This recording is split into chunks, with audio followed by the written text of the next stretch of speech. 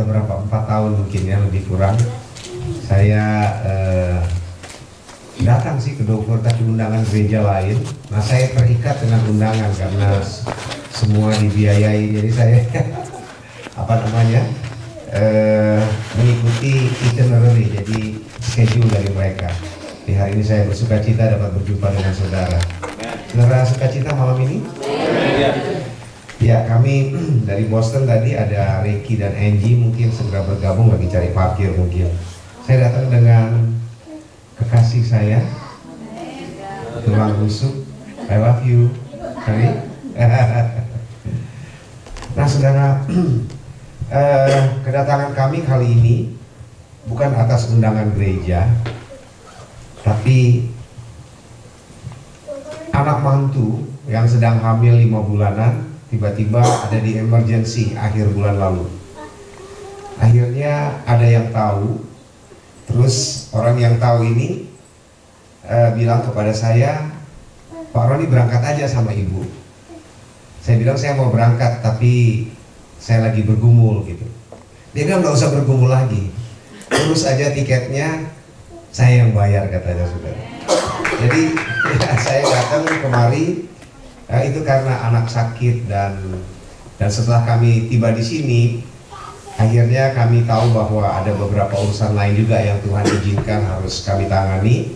Di antaranya juga menemani Ricky, anak kami yang tidak disangka, tidak diduga, dan menerima panggilan Tuhan mengganti kakaknya untuk merintis pelayanan yang ada di Connecticut. Jadi selama berminggu-minggu ini saya juga nemanin mereka, saudara. Ibadahnya mereka masih pos-pos gitu ya. Jadi pagi jam 7:30 di Norwich, pindah ke exit 24 mendekati New York. Itu siang jam 12, sudah itu sorenya jam 4:30, jam 5-an ada di exit 42. Itu yang sedang berlangsung sampai sejauh ini. Dan saya bersyukur buat kesempatan, terima kasih buat Bapak Gembala dan Ibu yang telah memberi kepercayaan sehingga kami bisa melayani Tuhan sampai hari Minggu nanti. Ini ada muka-muka lama nih. Selamat waktu dapat katanya. Saudara, yang Tuhan taruh di hati saya malam ini, saya mau melihat dari kitab Joel pasal 2. Joel pasal 2.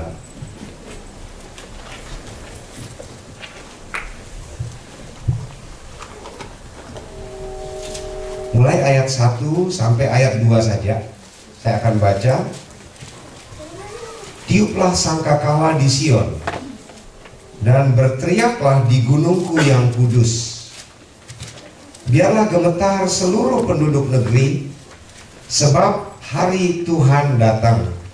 Sebab hari itu sudah dekat. Suatu hari gelap gulita dan kelam kabut. Suatu hari berawan dan kelam pekat, seperti fajar di atas gunung-gunung terbentang. Nah, saya mau ajak kita baca sama-sama sisanya. Suatu bangsa yang banyak dan kuat, yang serupa itu tidak pernah ada sejak purbakala, dan tidak akan ada lagi sesudah itu turun-temurun pada masa yang akan datang. Dan kalau saudara lihat mulai ayat 3 sampai ayat 10 dan 11, itu diceritakan tentang bangsa yang besar ini dan kuat katanya. Bagaimana cara mereka bergerak. Ditutuplah perikop ini atau pasal 2 pasal 2 ayat 1 sampai 11 ditutup. Siapakah yang dapat menahannya? Saudara, ada satu umat Tuhan yang akan dibangun yang belum pernah ada dari sejak zaman purbakala. Saudara bangga dengan siapa? Zamannya siapa? Abraham. Bangga dengan zamannya Ishak, Yakub, Musa. Musa taruh tongkat, kosong terbelah. Wah, luar biasa, saudara. Sampai zamannya Daud. Apa saja sampai gereja awal zaman. Ketika bayangannya Petrus kena orang sakit sembuh. Ketika sapu tangan dari Rasul Paulus dikirim pada orang sakit, biasanya sapu tangan hamba Tuhan banyak ingusnya, karena suka mungkin menangis karena pergumulan. Tapi orang sembuh, saudara. Betapa kita bangga kejadian-kejadian yang dahulu sejak zaman purbakala, gereja awal zaman, tapi akan ada satu gerakan yang lebih hebat dari yang dulu-dulu. Bilang dulu amin, saudara. Nah, ini sedang Tuhan rancangkan. Dan kalau ini nanti sudah terjadi, tidak akan lagi terjadi besok. Saya percaya ini satu nubuatan atas saudara dan saya yang hidup di akhir zaman. Ya, baik saudara yang ada di Dover, baik kami yang ada di Indonesia, di mana-mana Tuhan sedang mempersiapkan umatnya yang kuat. Dan kalau umatnya ini bergerak, saudara, tidak ada yang bisa tahan. Saudara percaya gereja sedang dipersiapkan Tuhan? Hari-hari ini saudara tahu bagaimana krisis terjadi. Ya, Amerika dengan goncangan Amerika, saudara, goncangan Amerika itu yang lain juga ikut bergoncang akhirnya. Indonesia 2008 masih lumayan, masih bisa ada pertumbuhan ekonomi 4%. Saya tidak tahu Amerika seperti apa, saudara. Tapi semua hal-hal ini, saudara, apapun yang sedang terjadi di dunia ini, saya percaya yang paling utama dari mata Tuhan adalah mempersiapkan umatnya yang kuat ini. Kenapa? Akan ada sebuah peperangan besar, saudara. Kita sekarang sedang memasuki fase di akhir zaman, di mana saudara yang Tuhan akan pakai. Ini sorry, saya sendiri kaget suara saya kok kebelah dua ini. Saya memang agak batuk, saudara. Jadi memang agak kurang fit badan ini 2 hari ini. Saya ada dibantu dengan minum obat, makanya kadang-kadang di mobil ngantuk. Ya, tapi saya percaya kuasa Tuhan pasti menolong kita. Nah, saudara, jadi Tuhan sedang mempersiapkan. Siapa sih yang Tuhan pakai, saudara? Kalau dunia ini mau dilawat Tuhan, Dover, saudara percaya nggak mau dilawat Tuhan?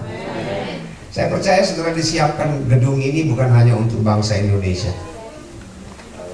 Saya datang dari jauh, tapi saya begitu masuk di sini, saya percaya Tuhan sedang persiapkan saudara juga untuk bagi bangsa-bangsa, termasuk orang Amerika, untuk saudara menangkan di gereja ini.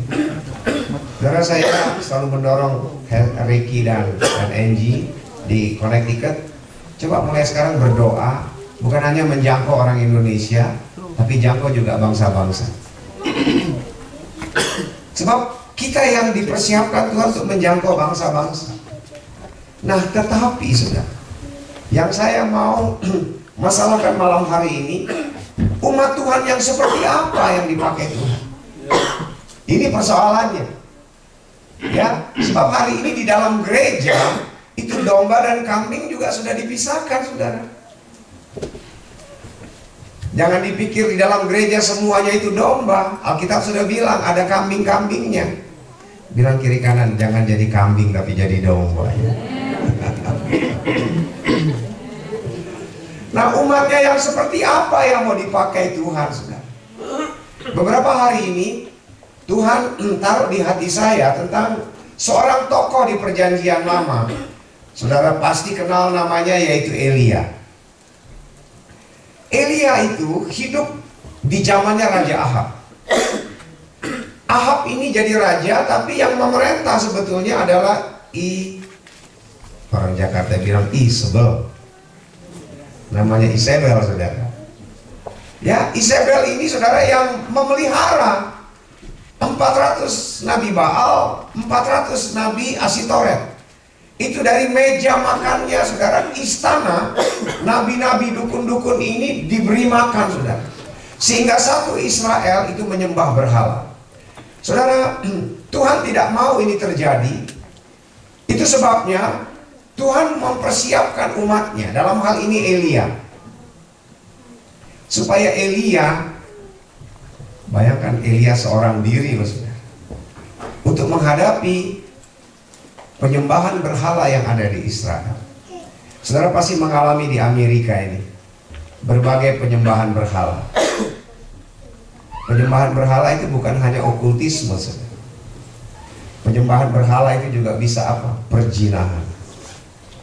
Penyembahan berhala itu juga penyelewengan yang lain, saudara. Apa sih artinya berhala? Definisi berhala itu begini, saudara.